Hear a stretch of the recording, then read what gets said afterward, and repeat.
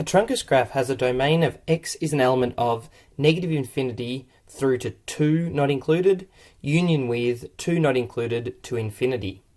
It also has a range of y is an element of 5 to infinity, where 5 is not included.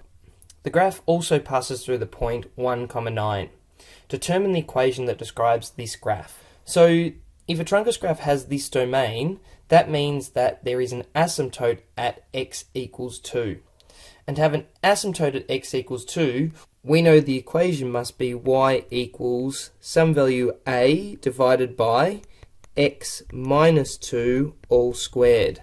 So that when x equals 2 is put into that equation, we have the denominator equal to 0, and that causes an asymptote in our graph. And then if we want the range of the graph to go from 5 not included to infinity, there must be an asymptote at 5. So we can put plus 5 in this position here, and that will give an asymptote at 5. Next, we need to find the value of a, and to do that, we're going to substitute in the other point that the graph goes through, which is 1, 9.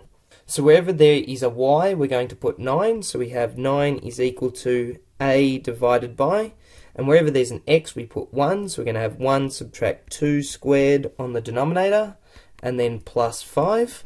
And now we can solve this equation for a. So we're going to have 9 is equal to a divided by, and if we have 1 subtract 2, that's negative 1, and negative 1 squared is just 1. So that just simplifies to a plus 5. And then to get a by itself, we're going to subtract 5 from both sides of the equation, and we find that a is equal to 4. So we can write our equation for this graph as y equals 4 divided by x minus 2 all squared plus 5.